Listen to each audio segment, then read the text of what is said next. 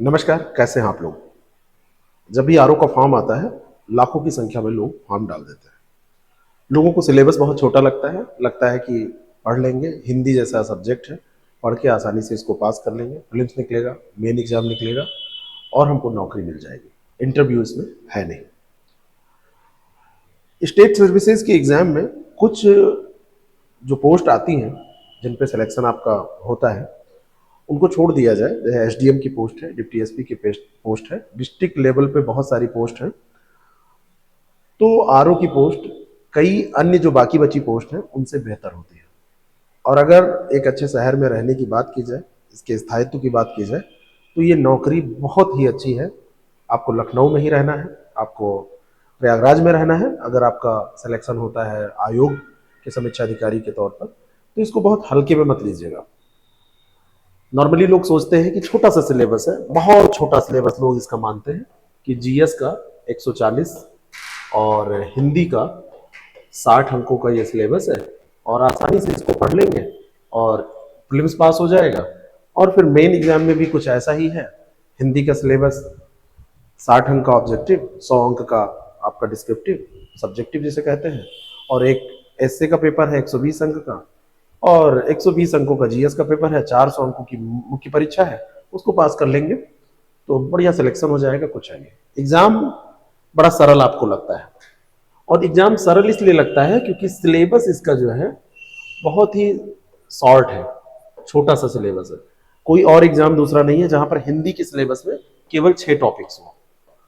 कोई आप हमको एग्जाम बताइए जहां पर हिंदी के सिलेबस में आपको केवल 6 टॉपिक मिले। यूपी ट्रिपल एससी की परीक्षा आप देंगे, उसमें भी बहुसंख्य टॉपिक मिलेंगे, बहुत सारे टॉपिक मिलेंगे, 6 तो नहीं है।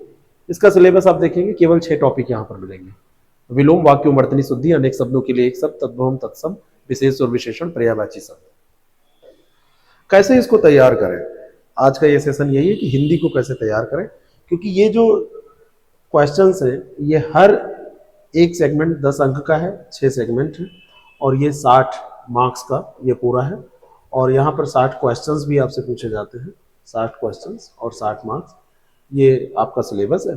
और इसको आप देखेंगे तो बड़ा छोटा लगेगा, लेकिन यहाँ पर जब प्रीलिम्स आप पास करने चलेंगे तो यहाँ पे टारगेट आपका थोड़ा सा बड़ा होना चाहिए, क्योंकि छोटे टारगेट के साथ आप इसको पास नहीं कर पाएंगे। छोटे टारगेट का मतलब, आप टारगेट रखेंगे कि ये 60 क्वेश्चन में आपका टारगेट, आप सोचेंगे कि यहाँ पर हम 50 कर देंगे, कोई कहेगा कि यहाँ पर हम 48 कर देंगे, कोई कहेगा 49 कर देंगे, कोई कहेगा 45 कर देंगे। आसानी से हो जाएगा, क्योंकि कोई भी पेपर उठाएगा तो उसका 35-40 क्वेश्चन आसानी से इसमें सही हो जाएगा। इन 6 टॉपिक को आप बचपन से पढ़ते चले आए हैं, 6th 7th 8th में पढ़ा, 9th में पढ़ा, 10th में पढ़ा, इंटरमीडिएट में पढ़ा, तो आसानी से आप सोचते हैं कि इसको कर ले जाएंगे।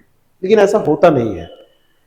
यहाँ पर आपको जो करना होता है सही, वो टारगेट आपका बड़ा हाई होता है। ये टारगेट आपका होना क्या चाहिए, ये होना चाहिए कम से कम 55 प्लस। उनका सिलेक्शन यहाँ पर होता है जो 55 प्लस टारगेट रखते हैं, उनका सिलेक्शन नहीं होता है जो 50 से नीचे चले आते हैं। जीएस आपका अगर बहुत अच्छा है तो जीएस अच्छा होने पे आप बहुत अच्छा कर पाएंगे, तो जो अभी लेटेस्ट पेपर हुआ है उसमें 75 आप नहीं क्रॉस कर पाएंगे। अब आपका जीएस बहुत अच्छा है तो मैं नहीं कह सकता, नहीं तो अच्छे अच्छे लोग 75 नहीं क्रॉस कर पाए हैं। लेकिन हिंदी में उन्होंने अगर मेहनत की है तो हिंदी में मेहनत करके वो 55 से ऊपर चले गए। आप कहेंगे पेपर सरल था इसलिए चले गए, पेपर सरल आएगा तब भी आप नहीं जा पाएंगे अगर आप कुछ काम नहीं करेंगे। तो बात आती है कि इसमें क्या करें, और इसको जब आप पढ़ते हैं तो ये मेन का आपका परंपरागत सब्जेक्टिव सिलेबस है।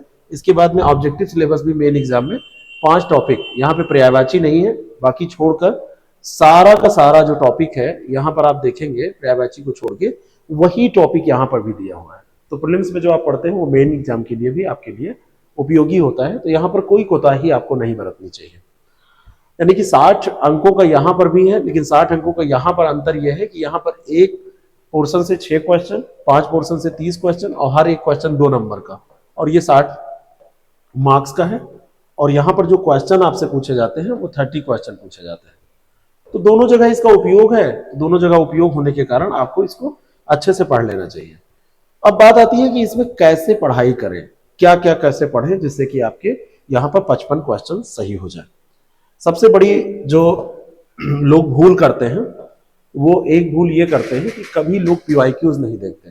तो सबसे पहले आपको कोई भी ऑब्जेक्टिव आपको एमसीक्यू देना है, ऑब्जेक्टिव क्वेश्चंस का टेस्ट देना है, तो एमसीक्यूज के मामले में सबसे ज्यादा जो सटीक होता है वो आपका पीवाईक्यूज होता है। मेन एग्जाम के मामले में भी होता है, प्रीवियस ईयर का जो क्वेश्चंस होता है, लेकिन एमसीक्यूज के मामले में तो बहुत ही ज्यादा कारगर हो जाता है। यहाँ पढ़ने से ज्यादा इसकी प्रैक्टिस जरूरी है। सबसे पहले आप जब पढ़ाई शुरू करें तो आप थ्योरी ना पढ़ें, आप सबसे पहले इसके एमसीक्यूज पीवाईक्यू जो हैं, पुराने साल में पूछे गए प्रश्न पत्र हैं, उनको देख डालें। कौन कौन से देखने हैं आपको? 2010 का, 2013 का, 2014 का, 2016 का, 2017 का, 2021 का।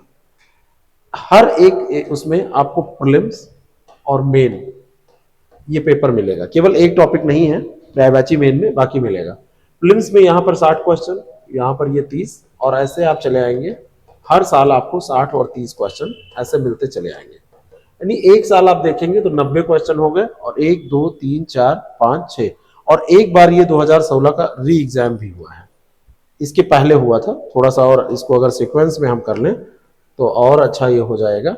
बिल्कुल सीक्वेंस में आप इसको समझ जाएंगे। तो ये 2016 का री एग्जाम है, और यहां पर भी आपको ये मिल जाएगा। तो 1 2 3 4 5 6 7, 90 गुणे 7, 360 क्वेश्चन आपको ये मिल जाएंगे।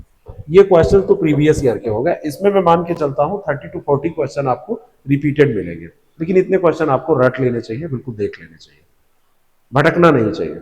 जब आप इसको देख चुके तब आप टॉपिक को पढ़ें, और टॉपिक की स्टडी आपको बहुत अच्छे से करनी है। और इस टॉपिक की स्टडी को आपको 2 भागों में बांटना है। सबसे पहला काम आपको करना है कॉन्सेप्ट। लोग कॉन्सेप्ट नहीं पढ़ते, लोग कहते हैं कि विशेष विशेषण तो हम ऐसे बना देंगे। विशेष विशेषण का कॉन्सेप्ट पढ़िए, विलोम शब्द कैसे बनते हैं उनको पढ़ लीजिए। बहुत ज्यादा कॉन्सेप्ट नहीं होता है। हमारी क्लास में एक क्लास कॉन्सेप्ट की होती है, एक क्लास आप कर लेंगे, वो आपका पूरा क्लियर हो जाएगा, कॉन्सेप्ट बिल्कुल क्लियर हो जाएगा। किसी किसी टॉपिक में 2 क्लास होती है, मैक्सिमम 2 घंटे देने हैं आपको कॉन्सेप्ट पे। और फिर आप क्या करिए, लिस्ट जितनी भी आपके किताब में दी हुई है, जो सोर्स का उपयोग इसमें क्या करना है, बुक भी बात करनी है ना कि कौन सी पढ़े। हरदेव बाहरी की किताब आप पढ़ सकते हैं, बहुत अच्छा है। वासुदेव नंदन की किताब में सबसे जो कमी है, भाई दिया तो उसमें बड़ा सटीक है, लेकिन बहुत कम दिया है। उसको पढ़ के काम तो चलाया जा सकता है, लेकिन उसको पढ़ के संतोष नहीं होता है। तो संतोष वृत्ति के लिए आपको ज्यादा पढ़ना होता है। और अगर आप ये कुछ नहीं पढ़ना चाहते हैं तो आप पृथ्वीनाथ पांडे की किताब आप उठाइए। पृथ्वीनाथ पांडे सर की किताब में वो सारा कुछ दिया हुआ है जो इन दोनों किताबों में दिया है, वो सब आपको उसमें मिल जाएगा। लेकिन वो बहुत ज्यादा है, उसमें एक समस्या ये है।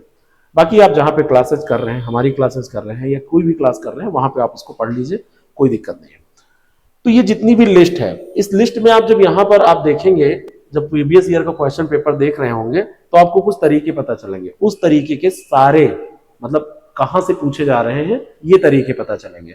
तो उस तरीके के सारे क्वेश्चन जहां से बनते हैं, उन वर्ड्स को, उन सब्जेक्ट्स को, उन टॉपिक्स को आप इस लिस्ट में छांटने की कोशिश करिए। रोज आप मान के चलिए 6 टॉपिक आपके हैं, तो रोज हर एक टॉपिक का 25-30 शब्द तैयार करना चालू कर दीजिए। यानी कि 6 टॉपिक में अगर 20-20 करेंगे या 30-30 करेंगे, 25 कर लीजिए, तो 150 क्वेश्चन आपको हिंदी में अब देखना शुरू कर देना है। महीने 2 महीने ये आपको करना पड़ेगा। जब ये लिस्ट आपकी तैयार हो जाए तो आप फिर प्रीवियस ईयर के क्वेश्चंस जो देख चुके हैं वैसे ही एमसीक्यू अब नए करिए, पुराने नहीं। यहां पर ये एमसीक्यू जो होंगे ये प्रीवियस वाले ईयर वाले नहीं होंगे, ये नए होंगे। लेकिन नए एमसीक्यू आपको जो मार्केट में मिलेंगे वो कई बार स्तरीय नहीं मिलेंगे। तो एक अच्छी टेस्ट सीरीज में आप इसको प्रैक्टिस करिए। अगर आप हमारे से साथ जुड़े हैं तो हम आपको उसको प्रोवाइड कराते हैं, या जहां से आप जुड़े हैं तो उनसे मांगिए कि एक स्तरीय क्वेश्चन और आपको दें, जहां से क्वेश्चन पूछा जाता है उस तरीके, उस लेवल का दे। ये काम आपको करना है। यानी कि टोटल आपको ये जो एमसीक्यूज हैं इनको देख लिया जाए तो पहला स्टेप ये होगा, दूसरा कॉन्सेप्ट, तीसरा ये लिस्ट, और चौथा ये आपका है एमसीक्यूज, और ये न्यू होने चाहिए। यहां से खूब ज्यादा इस सेगमेंट को आप कहिए कि प्रैक्टिस आपको करनी है। अगर ये काम आप कर ले गए लगभग 50-60 दिन, आप मान के चलिए जिनके पास अभी और कोई काम नहीं है, दूसरा कुछ उनको नहीं पढ़ना है, तो अगर वो ये प्रैक्टिस स्टार्ट कर देते हैं तो उनके 60 में 58-59 क्वेश्चन, 57-58 क्वेश्चन भी सही हो सकते हैं। 55 के ऊपर तो वो चले ही जाएंगे।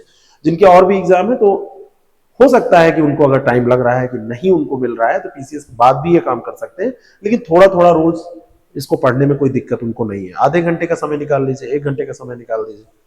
तो उन किताबों, जैसा मैंने आपको बताया कि पृथ्वीनाथ पांडे जी की किताब है, हरदेव बाहरी जी की किताब है, वासुदेव नंदन जी की किताब है, उन किताबों को आप पढ़ सकते हैं। राघव प्रकाश जी की किताब है, उन किताबों को आप पढ़ सकते हैं। या फिर किसी संस्थान का एक अच्छा नोट्स आप पढ़ सकते हैं जिसमें सारे महत्वपूर्ण जो आपके वोकैब है वो शामिल हो, क्योंकि यहाँ पर पूरी लिस्टिंग जितनी है, लिस्ट जितनी है, यही सबसे ज्यादा इंपॉर्टेंट है। और इस लिस्टिंग में सबसे जरूरी क्या है, मैंने देखा है कि बहुत मोटे मोटे नोट्स भी मार्केट में अवेलेबल है, उनको पढ़ने के बाद आप पचा नहीं पाएंगे, तो उनको पचाने का भी आपको प्रयास करना है। इसलिए आपको वही चीजें पढ़नी है जितनी याद हो जाए, वल्गर मटेरियल नहीं पढ़ना है, फालतू चीजें नहीं पढ़नी है। तो ये काम आप कर लीजिए। ये चारों चीजें जिस दिन आप कर लेंगे तो हर एक सेगमेंट से जो यहां पर आपका है, आपके 10 में 10 आप करके आएंगे। मान लीजिए कि कहीं पर, जैसे विलोम में आप तो 100% कर सकते हैं, पर्यायवाची में किसी को कठिनाई होती है तो एक क्वेश्चन अगर गलत भी हो गया तो हम अगर मान लेते हैं कि कहीं एक क्वेश्चन यहां आप माइनस चले गए, विशेष विशेषण में हो सकता है कभी आप एक क्वेश्चन माइनस चले गए, ठीक है ना, हो सकता है वाक्य वर्तनी शुद्धि में एक चले गए, तो 3 अगर आपके कम भी हो गए 60 में से तो 57 बचे, और 3 का जो कम होगा वो एक क्वेश्चन और कट जाएगा। निगेटिव मार्किंग के साथ पेपर होता है ना, तो निगेटिव मार्किंग के साथ अगर आपका 56 स्कोर आ जाता है तो ये एक अच्छा स्कोर माना जाएगा। लेकिन कोशिश होनी चाहिए कि 57-58 हो जाए, आपका 59 हो जाए, तो ज्यादा अच्छा उसको माना जाएगा।